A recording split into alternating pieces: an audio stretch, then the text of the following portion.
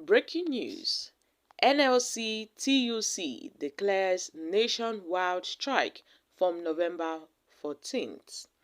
The action by the organized labor followed the brutalization of the NLC National President Joe Ajero last week in Imo State. Now we have the leadership of the Nigeria Labour Congress and the Trade Union Congress. They declared a total nationwide strike that would be effective next week, Tuesday, November 14th, 2023. The leadership of the two unions reached the resolution after an extraordinary National Executive Council meeting on Tuesday in Abuja. The two major labor unions said the nationwide mobilization of members and allies have begun immediately. The action by the organized labor followed the brutalization of the NLC President Joe Ajero last week in Imo State. There had been widespread outrage by the organized labor, accusing the Commissioner of Police in Imo State, Mohammed Bade, of complicity in the recent attack on Ajero in Owerri, the Imo State capital. The organized labor last Friday had, headed the federal government a 5-day ultimatum to replace the police commissioner, while also blaming Governor Hope Uzodinma, who is seeking re-election, of the attack on Ajero. True, though the governor had since said that he had no hand in the attack on the labor leader. The organized labor also demanded the arrest and the prosecution of some of the governor's aides and threatened to embark on a nationwide industrial action if their demands are not carried out. Already, the Inspector General of Police on Sunday redeployed Bade for a neutrality sake ahead of the November 11th, 2023 governorship election in Imo State. But then, my country people, the NLC have spoken and they are going to embark on this strike. Guys, this is really coming, at a very disturbing moment.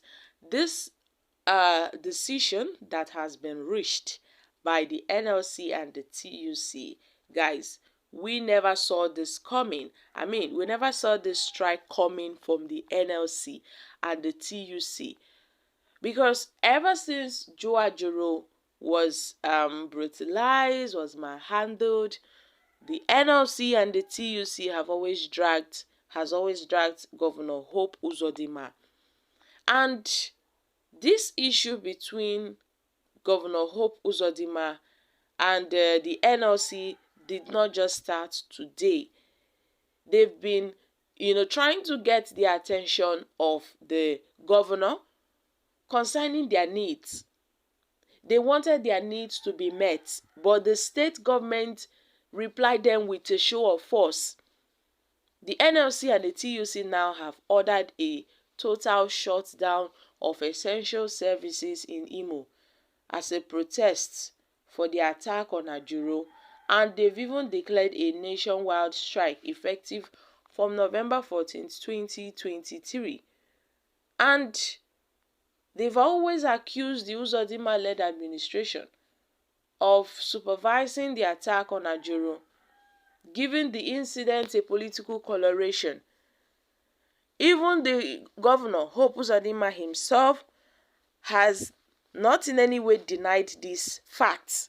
In fact, had endorsed this statement by saying that the NLC president was playing a partisan politics, and he was trying to, play partisan politics in Imo State. This was how the NLC and the TUC decided to, enforce a strike, because these demands of the NLC has not been met. According to the NLC, Hope Uzodinma before now had signed an agreement with the NLC, the labor union, in May 2023, and that agreement is yet to be implemented. That agreement is yet to be implemented. That's why they had to make demands from the government. They had a list of demands. They were talking about the welfare of the workers and how the government would see to this. They talk about the wages of the workers and a whole lot of things. They talk about, the misappropriation of union duties.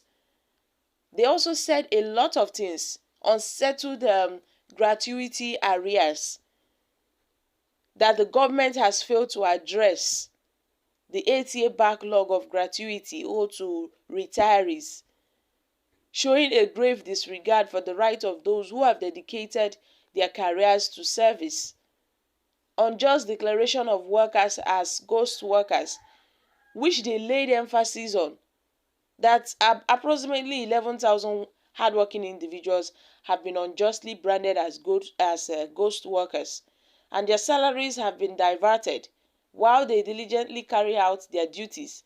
Who does that? The outstanding salary arrears. Some workers have been subjected to a staggering 20 months of unpaid salaries under this label of a ghost workers. Who does that? And instead of the government to sit down with the trade union leaders, they had to intimidate them, harass them, assault their leader in the process. That was how the leader had the workers then, gathered to stage a peaceful protest.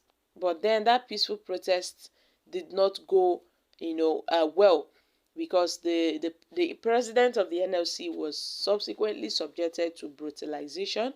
He was blindfolded and he was abducted by the police and taken to an unknown destination, where he was further subjected to further violence and humiliation. So even the TUC and the NLC that have made demands with the government, they've not even met the demands. That the government have not met the demands with these people. So now they have decided to order immediate withdrawal of services, the shutdown of Imo State, because this nationwide strike is something else. No wonder. Yesterday when the governor went to visit IMSU students, they were shouting, yelling, no light, no light, no light. And the NLC and the TUC, they are not joking this time around. They are trying to do this to ensure the full compliance of the governor of the Imo State government. But then Opus Odima was embarrassed and was shamed. He was put to shame when he visited the school to campaign amidst all this crisis. And then the students put him in his place. They were shouting, no light, no light, which was a very huge embarrassment for the governor. So guys, I'm dropping here. What are your thoughts on this? Kindly share your thoughts concerning this in the comment section. Thank you.